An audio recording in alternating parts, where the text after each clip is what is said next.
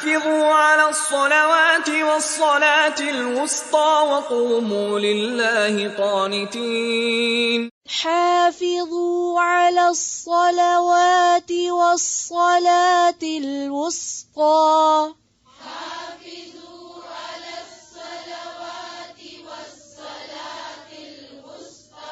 وقوموا لله قانتين.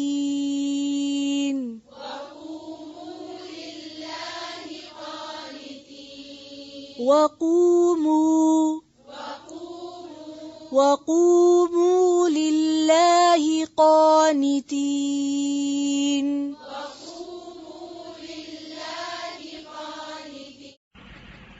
حافظوا حفاظت کرو علی الصلوات سب نمازوں کی، والصلاۃ اور نماز الوسطی درمیانی کی، وقوموا اور کھڑے ہو جاؤ للہ اللہ کے لیے، قانتین فرما بردار بن کر.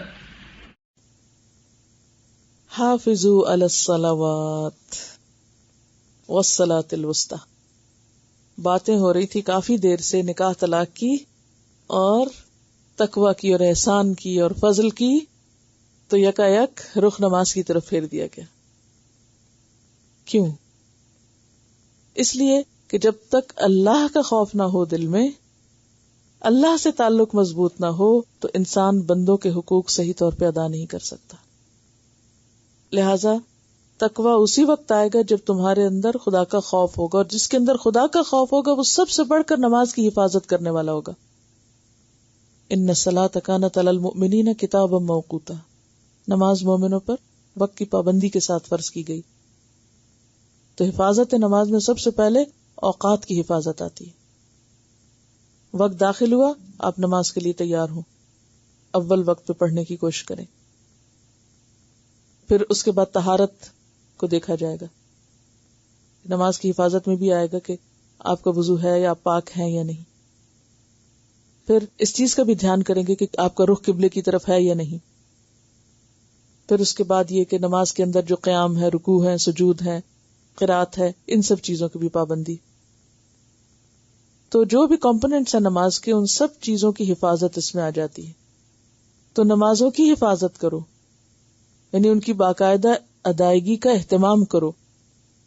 والصلاۃ الوسطی، خاص طور پر صلاۃ الوسطی کی. صلاۃ وسطی کیا ہے؟ عصر کی نماز. حدیث سے واضح طور پر ثابت ہے.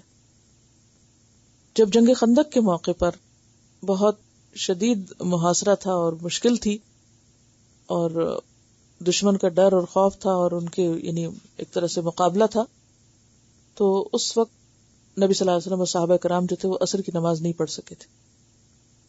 تو اس موقع پر آپ نے فرمایا تھا کہ اللہ تعالیٰ ان کی قبروں کو اور گھروں کو آگ سے بھر دے کہ انہوں نے مجھے صلاۃ وسطی نہ پڑھنے دی حتیٰ کہ سورج غروب ہو گیا. تو یہ آپ نے صلاۃ وسطی خود عصر کی نماز کو بتایا، اس لیے کچھ اور اس کا مطلب کرنے کی ضرورت نہیں. اسی طرح حضرت ابن عباس اور عبداللہ بن مسعود سے روایت ہے کہ آپ صلی اللہ علیہ وسلم نے فرمایا صلاۃ وسطی نماز عصر ہے. یہ ترمذی کی روایت ہے. صلاۃ وسطی نماز عصر ہے. تو نماز عصر کی پابندی ضروری ہے. اس کا یہ مطلب نہیں کہ باقی اہم نہیں ہے، لیکن خاص طور پر عصر کی نماز. عصر کی نماز کے بارے میں ایک اور حدیث بھی آتی ہے، وہ بڑی سخت حدیث ہے. جس شخص کی نماز عصر فوت ہو جائے گویا اس کا اہل و عیال اور مال و اسباب ہلاک ہو گیا. متفق علیہ روایت ہے، بخاری اور مسلم کی. کیا؟ جس شخص کی عصر کی نماز فوت ہو جائے، رہ جائے، اس کا اتنا بڑا نقصان ہے گویا اس کا گھر بار اور مال ہلاک ہوا. بخاری کی حدیث میں من صلی البردین دخل الجنہ، جس نے 2 ٹھنڈی نمازیں پڑھی وہ جنت میں داخل ہوا. اشارہ ہے الظہر اور عصر کی طرف. بخاری کی روایت میں ہے انکم سترون ربکم، بے شک تم اپنے رب کو دیکھو گے، کما ترون ھذا القمر، جس طرح تم اس چاند کو دیکھتے ہو. لا تضامون فی رؤیتہ، تمہیں اس کو دیکھنے میں کچھ مشکل نہیں ہوتی، تمہاری نگاہیں نہیں چندھیاتی، نہیں بالکل کلیئر سامنے دیکھتے ہو. فَإِنِ اسْتَطَعْتُمْ أَلَّا تُغْلَبُوا عَلَى صَلَاةٍ، پھر اگر تم میں استطاعت ہو کہ نماز کے معاملے میں مغلوب نہ ہو، قبل طلوع الشمس، سورج کے نکلنے سے پہلے، وہ کون سا وقت ہے؟ فجر کا، وقبل غروبها، اور اس کے غروب سے پہلے یعنی عصر کا، فَفْعَلُوا، تو ایسا کرو. یعنی اگر چاہتے ہو کہ رب کا دیدار کرو تو اس کے لیے تیاری میں 2 نمازوں سے خاص طور پہ غافل نہ ہونا. کیوں غافل نہ ہونا؟ کیا غفلت ہوتی ہے فجر میں؟ اچھا الارم بجا، اچھا اٹھتے ہیں، ذرا سائڈ بدل لیں، دوسری طرف سائڈ بدلی اور گئے گہری نیند میں، پھر نماز گئی. تو جس کو رب کی ملاقات کا شوق ہے پھر وہ اس وقت سستی نہ کرے. اسی طرح عصر کی نماز، عصر چونکہ دن کے اختتام کا وقت ہوتا ہے نا، عصر کے بعد تو انسان کوئی کام کاروبار کرتا ہے، کوئی بزنس کرتا ہے، کوئی جاب سے لوٹتا ہے تو کیا ہوتا ہے؟ اچھا گھر جلدی پہنچ جائیں، بھی پہنچ ہی جائیں گے نا، نماز پڑھ کے چلو. یا پھر جن علاقوں میں خاص طور پہ بجلی نہیں تو وہاں لوگوں کا کیا رجحان ہوتا ہے کہ اندھیرا ہونے سے پہلے پہلے سارے کام ختم کر لیں. وہ سارے کام ختم کرتے کرتے نماز ختم ہو جاتی ہے. اس لیے خاص طور پر عصر کی بات ہے، ٹھیک ہے نا. یعنی عصر میں غفلت زیادہ آ جاتی ہے کیونکہ دن کا اختتام ہو رہا ہوتا ہے. یعنی آپ کے ذہن میں سوال آ رہا ہوگا کہ ساری نمازیں اہم ہیں، پھر صلاۃ الوسطیٰ کی بات یا نماز عصر کی بات کیوں؟ 4 حدیثیں اس پر نماز عصر کے بارے میں. حافظوا علی الصلوات والصلاۃ الوسطیٰ. اور ویسے بھی آپ دیکھیے کہ اہل جنت کی جو صفات بیان کی گئی ہیں قرآن پاک میں، ان میں سے ایک صفت کیا ہے؟ والذین ھم علی صلاتہم یحافظون، کہ وہ اپنی نمازوں کی حفاظت کرتے ہیں. ایک اور حدیث میں آتا ہے، مسند احمد کی روایت ہے، من حافظ علیہا، جس نے اپنی نماز کی حفاظت کی، کانت لہ نورا و برہانا و نجاتا یوم القیامہ، ومن لم یحافظ علیہا لم یکن لہ نورا ولا برہانا و نجات، وکان یوم القیامۃ مع قارون و فرعون و حامان و ابی بن خلف. حضور صلی اللہ علیہ وسلم نے فرمایا جو نماز کی حفاظت کرے گا، حافظ علیہا، قیامت کے دن یہ اس کے لیے نور ہوگی، اس کے ایمان کی واضح دلیل یعنی برہان ہوگی، اس کی نجات کا باعث ہوگی. اور جس نے نماز کی حفاظت نہ کی اس کے پاس نہ نور ہوگا، نہ ایمان کی کوئی دلیل کہ کوئی حجت کہ واقعی میں مومن ہوں. مثلا آپ کہتے ہیں میں مومن ہوں تو کوئی آپ کو کہتا ہے پروف لاؤ، تو قیامت کے دن بھی پروف مانگا جائے گا نا. تو اس نے نماز کی حفاظت ہی نہیں کی، اس کے پاس کوئی پروف ہی نہیں ہے، اور نہ بخشش کا کوئی وسیلہ. اور اس کا حشر قارون، فرعون، حامان اور ابی ابن خلف کے ساتھ ہوگا، یعنی دین کے بڑے بڑے دشمنوں کے ساتھ ہوگا. یعنی اتنی شدید تاکید ہے نمازوں کی حفاظت کی. یعنی محض پڑھنا ہی نہیں، وقت کے اندر پڑھنا اور پوری اس کے جو فرائض ہیں ان کو بھی ادا کرنا ضروری ہے، اور یہی مسلمان ہونے کی پہچان ہے. اور اس میں خاص طور پہ فرمایا وقوموا للہ قانتین، اللہ کے سامنے فرما بردار بندے بن کے کھڑے ہو جاؤ. قوموا، تو اس سے کیا پتہ چلتا ہے کہ نماز میں قیام اہم ترین حصہ ہے. نماز قائم ہی قیام سے ہوتی ہے، لکھ لیجیے اس جملے کو، نماز قائم ہی قیام سے ہوتی ہے. اور خصوصاً فرض نماز ادا ہی نہیں ہوتی جب تک آپ کھڑے نہ ہو. یعنی آپ کی نماز نہیں ہوتی فرض اگر آپ کھڑے نہیں ہوتے. ہاں اگر کوئی شخص بیمار ہے، گھٹنوں میں تکلیف ہے یا کمزوری ہے، کھڑا نہیں ہو سکتا، پھر اور بات ہے. ورنہ چھوٹے موٹے عذر بہانے سے کہ آج دل نہیں چاہ رہا کھڑے ہونے کو تو بیٹھ کے پڑھ لیں، پڑھیں تو صحیح نہیں، یہ کافی نہیں. اور پھر صرف کھڑے ہونا نہیں، قوموا للہ قانتین کی شرط ہے. یہ کتاب ہے نماز نبوی. اس میں آپ دیکھیے کتاب کا صفحہ نمبر 142 نکالیے اور اس میں قیام کا چیپٹر پڑھیں کہ نماز میں قیام کی کیا حیثیت ہے. حضرت عمران بن حسین بیان فرماتے ہیں کہ مجھے بواسیر کی تکلیف تھی. نبی صلی اللہ علیہ وسلم نے فرمایا ممکن ہو تو کھڑے ہو کر نماز ادا کرو، اگر طاقت نہ ہو تو بیٹھ کر، اگر بیٹھ کر ادا کرنے کی بھی طاقت نہ ہو تو لیٹ کر. تو اصل کیا ہے؟ کھڑے ہونا.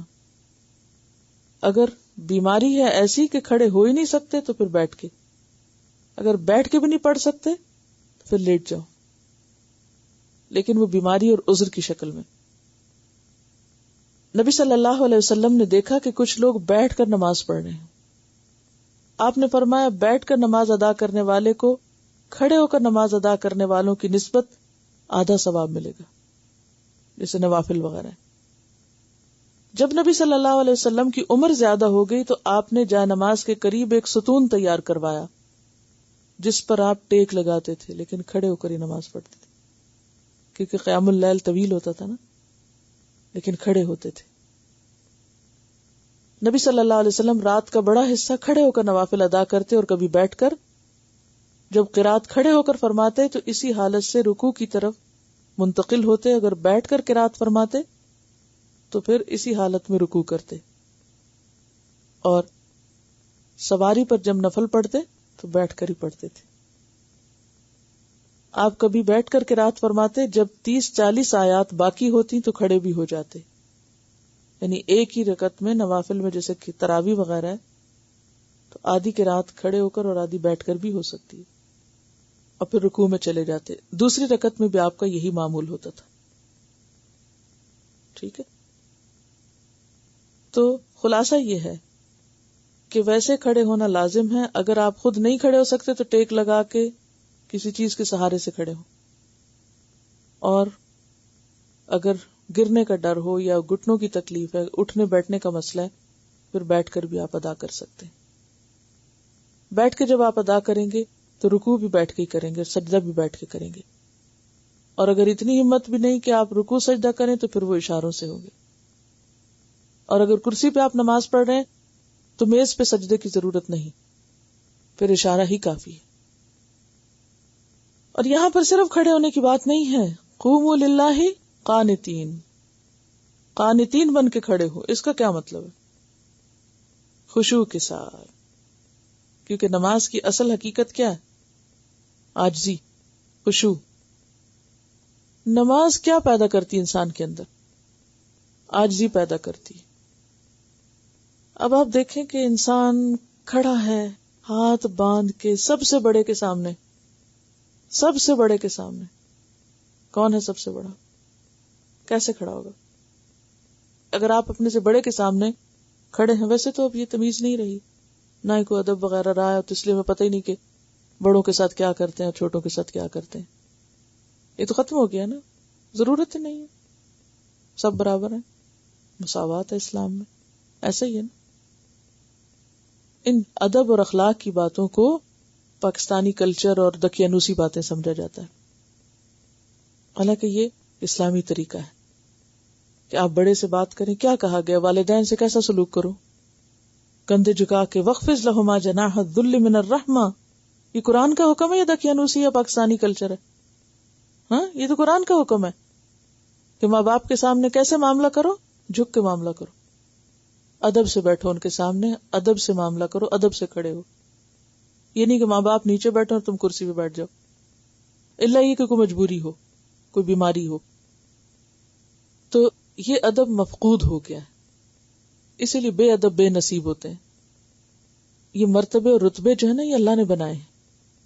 تو ماں باپ کا رتبہ سب سے بڑا احسان جو ہے نا والدین کے ساتھ ہونا چاہیے. جو ماں باپ کا ادب نہیں کر سکتا نا، وہاں حد توڑ دیتا ہے، پھر وہ زندگی میں کسی کا بھی نہیں کر سکتا. تو قرآن کا حکم کیا ہے؟ وَخْفِضْ لَهُمَا جَنَاحَ الذُّلِّ مِنَ الرَّحْمَةِ. کندھے جھکا کے رکھو. ادب. کندھے جھکانے کا مطلب کیا؟ یہ نہیں کہ رکوع میں جاؤ، کیا مطلب ہے؟ یعنی ادب سے، احترام سے. اب آپ دیکھیں کہ قرآن پاک میں ماں باپ ہی کا ذکر ہے جس میں زیادہ ادب اور احترام کی، اور پھر حدیث میں ہمیں پتہ چلتا ہے کہ جو بڑوں کی عزت نہ کرے، چھوٹوں سے رحم کے ساتھ معاملہ نہ کرے، وہ ہم میں سے نہیں. تو وہ پھر حدیث سے پتہ چلتا ہے. پھر یہ فرمایا البرکۃ مع اکابرکم، برکت تمہارے بڑوں کے ساتھ ہے. اور بھی احادیث ہیں جس میں بڑوں کے ادب احترام کی باتیں آتی ہیں. خیر، وہ تو ایک الگ بات. اب آپ دیکھیں کہ اگر ہم ماں باپ یا بزرگوں یا بڑوں کے سامنے ادب سے بات کرتے ہیں، ادب سے بیٹھتے ہیں، ادب کا معاملہ کرتے ہیں، تو جو سب سے بڑا ہے اس کے سامنے کیسے کھڑا ہونا چاہیے. قوموا للہ قانتین کوئی ایسی ہی نہیں آیت. اتنا گہرا تعلق ہے ان 3 لفظوں کا ساری گفتگو سے جو آگے پیچھے ہوئی. نماز آپ کو کیا سکھا رہی؟ آپ سب سے بڑے کے سامنے کھڑے ہیں, آپ جھک رہے ہیں نا. قانتین میں کیا آتا ہے؟ جھکنا بھی آتا ہے, خاموشی بھی آتی ہے, اطاعت بھی آتی ہے, فرما برداری بھی آتی ہے, عجز و عاجزی بھی آتی ہے, ادب آتا ہے. اب وہ آپ اللہ کے سامنے ادب کے ساتھ کھڑے, سلام پھیرا, آپ باہر نکلے, ماں باپ سے معاملہ پیش آئے, کیا حکم ہے؟ ادب کے ساتھ معاملہ, عاجزی کے ساتھ معاملہ کرو. ایسا شخص جو دن میں 5 دفعہ اللہ کے سامنے جھک کے کھڑا ہوتا ہے, ادب سے کھڑا ہوتا ہے, پھر رکوع میں جھکتا ہے, پھر سجدے میں ناک زمین پہ رکھتا ہے, اس میں تکبر کہاں سے رہے گا اگر وہ شعوری نماز پڑھ رہا ہے. اور پھر انسانوں کے ساتھ معاملہ کرتا ہے, بچپن سے اس کی تربیت یہی ہے کہ بڑوں سے ادب کے ساتھ معاملہ کرو. ادب ادب. تو ایسا شخص پھر کسی اجنبی کے ساتھ بھی معاملہ کرے گا تو کیسا کرے گا؟ ادب. بیوی کے ساتھ بھی معاملہ کرے گا تو کیسا کرے گا؟ یعنی شوہر بیوی کے درمیان بھی ایک احترام کا معاملہ ضرور ہونا چاہیے. دیکھیں نا, بچوں کو کیا حکم ہے وہ ماں کے ساتھ کیا کریں؟ بچوں کو کیا حکم ہے ماں کے ساتھ کیسا معاملہ کریں؟ ادب کا. آپ کو یاد ہوگا کہ آپ صلی اللہ علیہ وسلم جارانہ کے مقام پر گوشت تقسیم کر رہے تھے. اتنے میں آپ کی رضائی ماں آئی جنہوں نے صرف دودھ پلایا تھا, جنم نہیں دیا تھا. آپ نے گوشت تقسیم کرنا چھوڑ دیا, کھڑے ہو گئے اور اپنی چادر اتاری, یعنی اپنے سر کی یا جو اتاری اور بچھا دی زمین پر. پیغمبر ہیں, ایک عورت کے لیے چادر بچھا رہے ہیں, اور وہ بھی صرف رضائی ماں ہے. لوگوں نے دیکھا تو حیران ہوئے کہ ایک عورت کی اتنی تعظیم. اب بوڑھی عورت تھی, معمولی سی, پیغمبر اپنا کام چھوڑ کر چادر بچھا رہے ہیں اس کے لیے خود, کہ یہ بوڑھی عورت ہے. لوگ کہتے ہیں اتنا ادب کیوں ہو رہا ہے؟ پتہ چلتا ہے یہ آپ کی رضائی ماں ہے.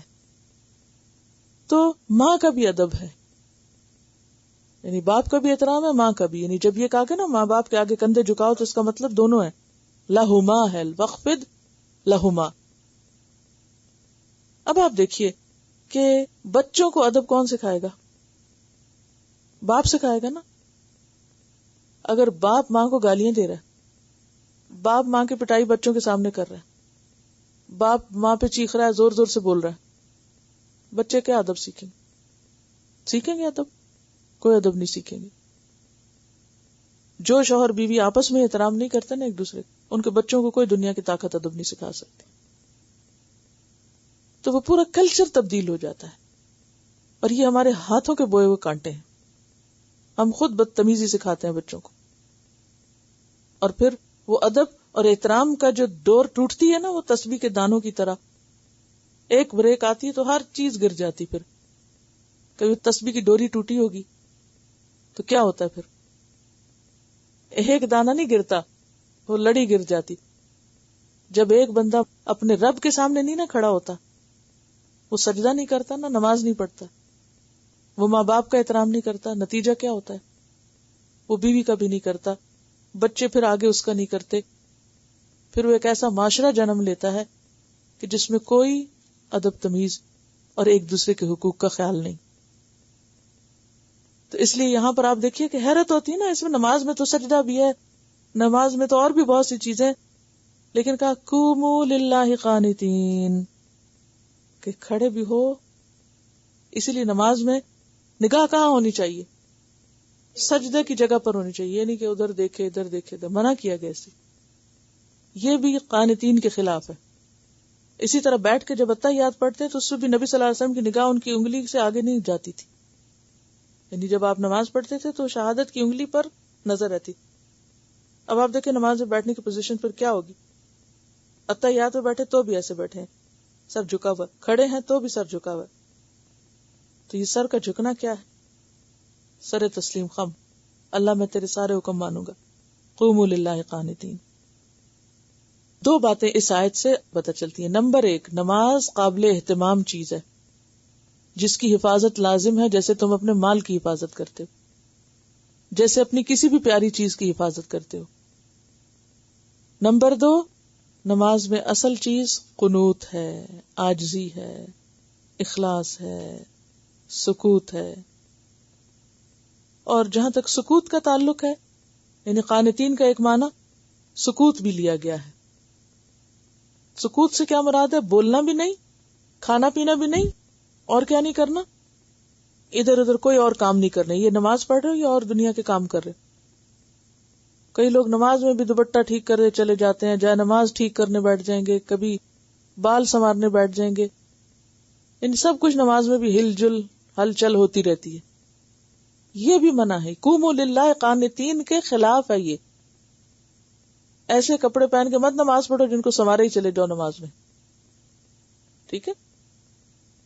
اس میں ہم دیکھتے ہیں حضرت جابر کہتے ہیں کہ رسول اللہ صلی اللہ علیہ وسلم ہمارے پاس تشریف لائے اور فرمایا، میں تم کو اس طرح ہاتھ اٹھاتے دیکھ رہا ہوں جیسے شریر گھوڑوں کی دمیں ہلتی ہیں. تم لوگ نماز میں کوئی حرکت نہ کیا کرو. پھر آپ نے ایک دفعہ ہلکا باندھے دیکھ کر فرمایا، تم لوگ الگ کیوں ہو؟ پھر ایک مرتبہ آپ نے فرمایا، صفیں اس طرح باندھا کرو جس طرح فرشتے بارگاہ الہی میں صف بستہ رہتے ہیں.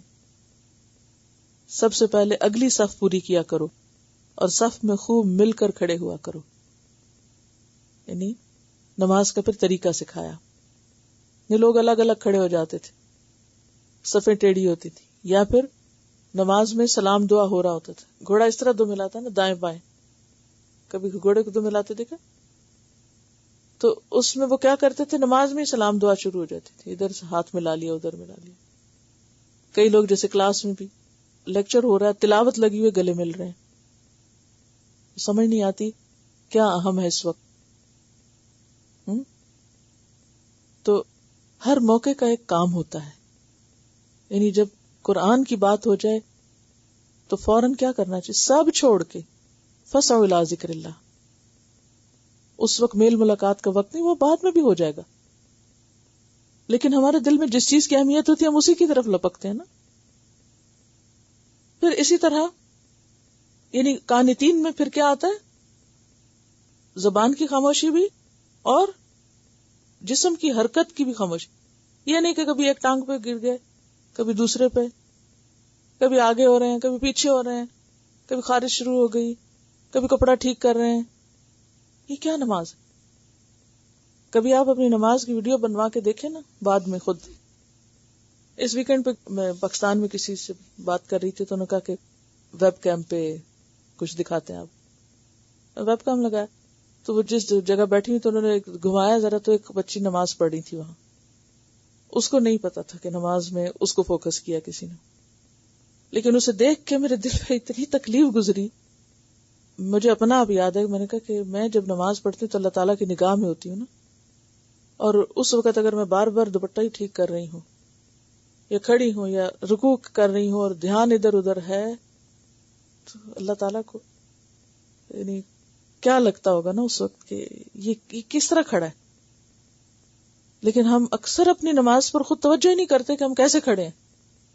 بس کھڑے ہو گئے، ادھر لڑک گئے، کبھی ادھر ہو گئے، کبھی آگے ہو گئے، کبھی پیچھے ہو گئے، کبھی کندھے اچکا لیے، کبھی کچھ کر لیا، کبھی توجہ نہیں پوری ہوتی. تو قوموا للہ قانتین میں جھکاؤ، یکسوئی، توجہ، خشوع، یہ سب چیزیں آتی. اور جب تک ایسی نماز نہیں ہوتی نا تو اس نماز کا اثر عام زندگی پر بھی نہیں پڑتا. پھر کیوں آخر نمازیں زندگی پہ اثر نہیں ڈال رہی؟ کیونکہ نمازیں ٹھیک نہیں. تو ہمیں اگر ہم چاہتے ہیں نا باقی زندگی ٹھیک ہو تو آغاز نماز سے کرنا پڑے گا، اس کو ٹھیک کرنا ضروری ہے.